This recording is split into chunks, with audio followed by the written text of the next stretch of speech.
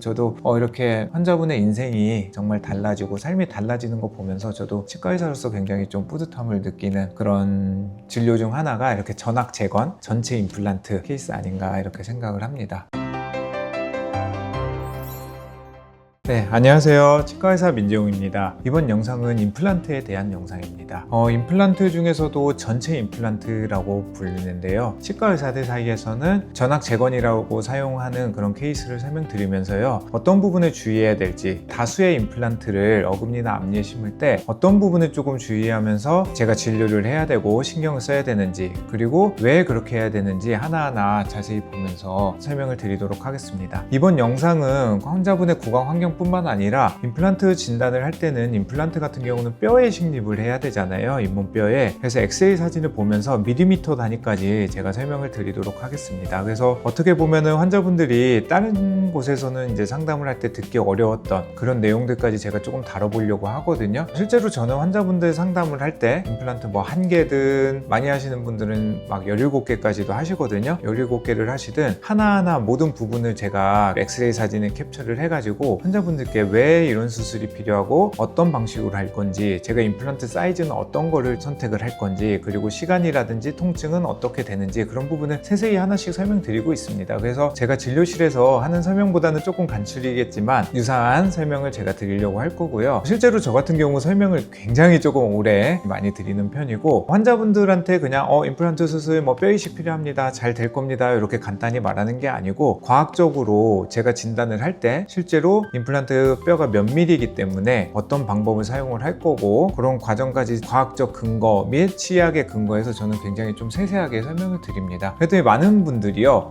이런 설명은 정말 처음 듣는다 라고 하면서 저한테 말씀해 주시기도 하거든요. 그런 부분이 환자분들에 대한 예의가 아닌가 이렇게 생각을 하고, 저도 그렇게 말씀해 주시면 또 신이 나기 때문에 이렇게 열심히 조금 설명을 드리고 있습니다. 오늘 이분의 사진을 보면서요, 제가 설명을 드릴 텐데, 이분한테는 이런 방법이 적용됐지만 꼭 모든 환자분들한테 적용될 수 있는 것은 아닙니다. 근데 전체 임플란트를 할 때 신경 써야 될 부분으로 이제 제가 선정을 한 이유는, 많은 분들이 이런 비슷한 상황을 갖고 있기 때문에 가장 대표적으로 설명을 드리면 많은 분들이 듣고 이해하시기에 많이 도움이 되지 않을까라고 생각해서 선정을 해보았습니다. 먼저 사진 보면서 제가 간단히 설명을 드리도록 하겠습니다. 이 환자분 처음 왔을 때의 구강 상태입니다. 위쪽 치아에 치아가 한 3개 정도밖에 없고요. 위아래 둘 다 치아가 없는 그런 무치약 상태입니다. 어금니가 하나도 없으셨습니다. 이 환자분을 보고 제가 조금 놀랐던 이유는요, 환자분이 이게 처음 오셨을 때거든요. 굉장히 젊은 환자분이었습니다. 젊은 환자분이 썩어 있는 치아 3개밖에 없다 라는 거는 뭔가 특별한 사연이 있다, 특별한 상황이다 라는 거를 알 수 있었고요. 이 환자분은 가족력이 있는 분이었습니다. 집안 전체가요, 유전적인 요소에 의해서 치아도 굉장히 안 좋으시고 잇몸도 안 좋은 그런 상황이었습니다. 근데 제가 그걸 어떻게 알았냐면은, 이분을 소개해 주신 분이 저에게 꽤 많은 수의 임플란트를 했던 가족분이었습니다. 친누나분이셨고요. 저한테 진료를 받으셨고 기능적으로 심리적으로 굉장히 좀 좋은 결과를 얻었거든요. 그래서 동생도 이런 상황이니까 치과에 가서 상담을 받고 좀 진료를 받아라 라고 소개를 받고 저희 병원에 내원을 하셨습니다. 이게 애프터 사진입니다. 모든 과정을 마무리된 후에 2달인가 정도 지났을 때의 사진인데요. 처음하고 비교했을 때는 인상도 정말 많이 달라지셨을 뿐만 아니라 얼굴 보면은요, 굉장히 젊어지시고 살도 많이 찌셨습니다. 그래서 이 환자분도 저희 병원 마지막쯤에 올 때는요, 너무 이제 신나신 거예요. 치아가 다 생기고 막 음식도 잘 먹고 살도 찌시고, 또 그런 분들은 되게 체력적으로도 많이 좋아지는 걸 제가 옆에서 보거든요. 그래서 오실 때마다 정말 맛있는 막 도너츠라든지 베이글이라든지 그런 간식을 매번 오실 때마다 사주셨던 기억이 있는 그런 분입니다. 그래서 처음 사진 봤을 때는 이랬고요. 이렇게 보면은 측면 사진 봐도 이렇게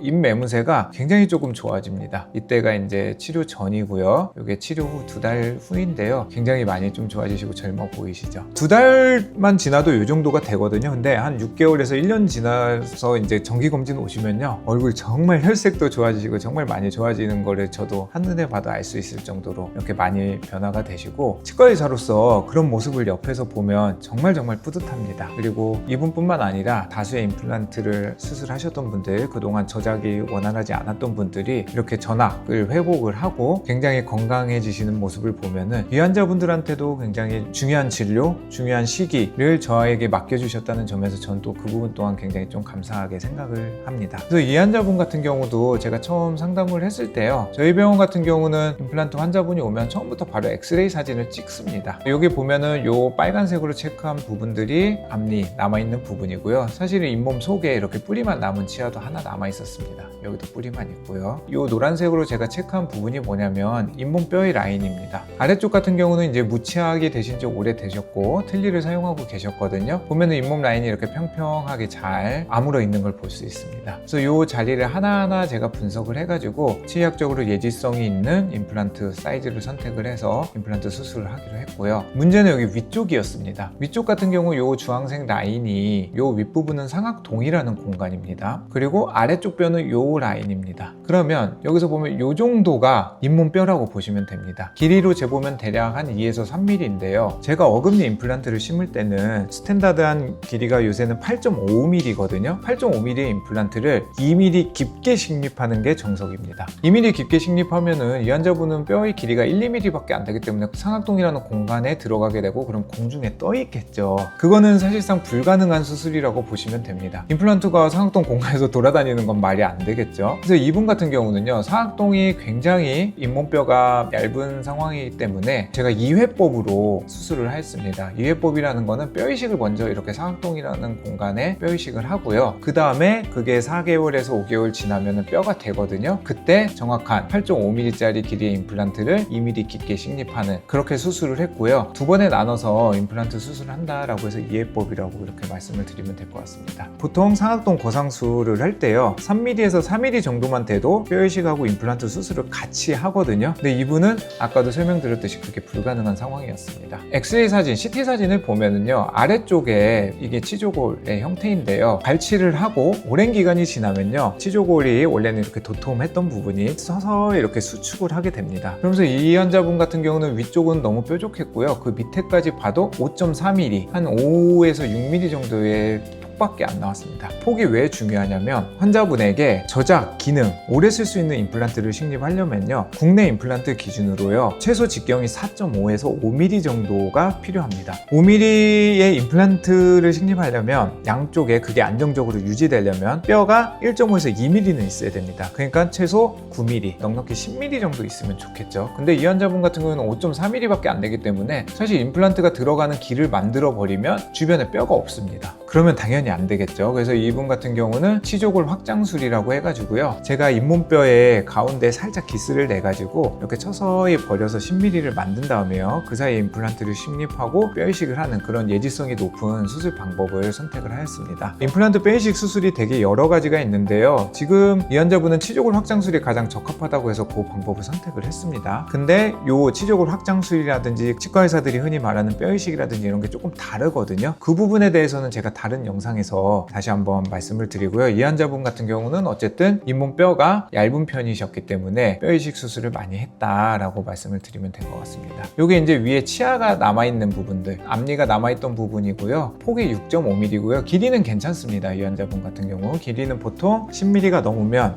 괜찮다라고 저희가 말씀을 드리는데 이 환자분은 딱 봐도 10mm가 넘는 상황입니다. 앞니 같은 경우는 아까 어금니는 제가 4.5에서 5mm 직경의 임플란트를 식립하는 게 예지성이 있다, 오래 쓸 수 있는 임플란트다, 힘을 충분히 받아도 문제가 덜 된다라고 이제 제가 말씀을 드렸는데요. 앞니 같은 경우는 4mm, 그리고 좀 작은 앞니, 아래 앞니 같은 경우는 3.5mm까지 괜찮습니다. 4mm짜리 위에 앞니 같은 경우는 4mm짜리 임플란트를 식립을 하는데요, 4mm를 식립하고도 양쪽에 1.5mm의 여유가 있어야 되기 때문에 한 7mm에서 8mm의 뼈가 있기는 해야 됩니다. 그래서 이 부분 같은 경우는 전체적인 부분에서 다 뼈이식 수술을 하였습니다. 그래서 이런 부분을 제가 지금 대표적으로 이렇게 블로그 글에는 3가지 포인트만 이렇게 말씀을 드렸는데요, 상악동 거상술이라든지 여러 가지 포인트들, 이분 같은 경우는 임플란트를 위쪽에 9개, 아래쪽에 8개를 식립을 해서 총 치아 28개를 만들었거든요. 모든 부분을 제가 하나하나 이렇게 자세히 보면서 설명을 드렸습니다. 그렇게 조금 자세히 설명을 드리면요, 정말 30분 정도는 정말 쉽게 시간이 흘러갑니다. 그래서 그렇게 설명을 드리고 환자분이 소개로 오셨기 때문에 이미 저희 병원에 신뢰가 있으셨던 상황이고 저희 병원에서 진료를 하기로 결정을 하셨습니다. 제가 여기서는 이제 학술 구체적인 부분, 이 밀리미터 단위까지 분석을 해서 임플란트 수술 어떤 임플란트를 승립해야 되고 왜 뼈 이식이 필요한지 이런 부분에 대해서 설명을 드렸는데요. 사실 이렇게 무치약 기간이 길어졌던 환자분들 같은 경우는 그거보다 더 중요한 포인트들이 있습니다. 뭐냐면 근육이나 턱관절의 움직임이라든지 이런 게 무치약 환자분들하고 치아가 있던 환자분들은 분명히 다르거든요. 그래서 씹는 습관이나 이런 게 많이 변해져 있습니다. 이분 같은 경우는. 그래서 임플란트를 식립을 하고요. 저희가 이제 기둥을 만들고 고정성 보철물, 그러니까 기둥 위에 붙이는 형태의 보철물을 만드는데요. 이런 경우에는 보통은 한 번에 최종 보철물을 만들지 않고요. 그 위에 또 임시 치아를 사용하는 기간을 꽤 갖습니다. 임시 치아가 들어가는 성관부터 임플란트 위에, 그때부터는 김치든 고기든 다 드실 수는 있거든요. 근데 임시 치아를 사용하는 이유는 뭐냐면 임시 치아는 단단한 강화된 플라스틱이라고 보시면 됩니다. 레진이라는 재료로 만드는데 그 재료는 되게 수정을 하기 쉽습니다. 그래서 임시 치아를 세팅하고 첫날 교합을 맞추는데요. 맞추더라도 근육이라든지 턱관절의 그런 움직임이 무치약에서 유치약으로 바뀌면은 좀 변하거든요, 위치 자체가. 그래서 그런 적응 과정을 보면서 변하지 않고 안정된 턱관절 위치에서 최종 보철물을 만들어야 됩니다. 그렇지 않으면은요, 보철물을 만들고 나서 오차가 생기기 시작합니다. 왜냐면 치아, 임플란트는 움직임이 없거든요. 변하지 않습니다. 근데 틀 자체, 그러니까 아래 턱뼈가 턱관절이나 근육의 그런 상호작용에 의해서 살짝 위치가 변하게 되는데요. 그러면 최종 보철을 만들고 나서 오차가 생기게 되고, 오차가 생기면 굉장히 불편해지겠죠. 단순히 불편해지면은 그냥 조정을 하면 됩니다. 근데 임플란트가 그 상황에서 밸런스가 안 맞게 바뀌면서 어느 임플란트에는 과한 힘이 받기도 하고 어떤 임플란트에는 적은 힘이 받기도 합니다. 그러면서 임플란트의 주변 치조골에, 잇몸뼈에 문제가 생기기도 하고요. 여러 가지 다양한 잇몸 주위염이라든지 이런 부분이 생기기도 합니다. 그래서 교합 양상이 다르다는 것을 인지를 하고 임시치아를 사용하면서 조금 충분히 회복을 할 수 있는 그런 기간을 갖는 게 중요하다라고 말씀드리면 좋을 것 같습니다. 이 환자분 완성 후의 엑스레이 사진입니다. 여기 보면은 이렇게 아까 상악동이 많이 내려와 있었는데 이렇게 상악동 부분에 이렇게 뼈가 잘 생성이 됐고요. 이게 이제 치조골 뼈의 라인입니다. 뼈 라인에 맞게 잘 이렇게 식립된 걸 볼 수 있습니다.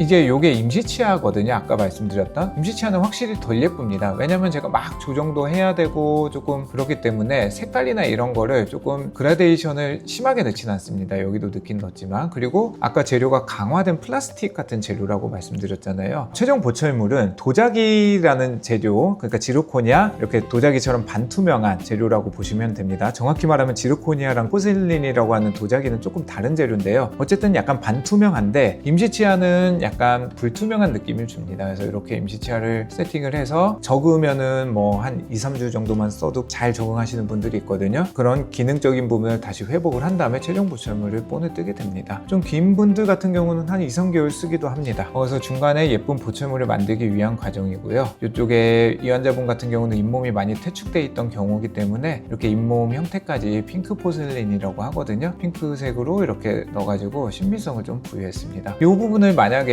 핑크색으로 하지 않는다면 이 부분이 다 치아색이 돼야 되잖아요. 치아가 엄청 길어 보이고 굉장히 조금 어색해 보입니다. 그래서 이 상황에서도 좀 더 자연스럽게 하기 위해서 저희가 색상을 보는 그런 형태의 모형이거든요. 이런 걸 이용을 해가지고 이제 수정을 하고요. 잇몸 색상도 조금 수정하면 어떨까라고 생각해서 수정을 하였습니다. 그래서 완성한 게 이 형태입니다. 봤을 때 굉장히 심리적으로 좋은 결과를 얻었습니다. 여기 보면은 이제 이게 교합이거든요. 교합이 이렇게 지그재그로 잘 말물리고 있는 거를 볼 수 있습니다. 이렇게 마무리를 했고요. 임플란트 수술은 요새는 정말 많은 원장님들이 잘 하기도 하고요. 좀 숙련된 치과 의사 선생님이라면 크게 어렵지 않게 사실 할 수 있습니다. 근데 이제 환자분이 그동안 왜 부치약이었는지, 얼마나 조금 힘드셨을지, 그리고 얼마나 속상했는지 이런 부분에 대해서도 저는 좀 같이 상담을 할 때 많이 말을 하는 편이기도 하고요. 그때마다 이제 제가 꼭 말씀드리는 게 임플란트 다 하시고 나면 정말 그동안 드시고 싶었던 거 모든 거 다 드실 수 있고 정말 2-3개월 지나면 이렇게 살도 찌시고 되게 혈색이 좋아지실 겁니다 라고 이제 말씀드리기도 하고, 저도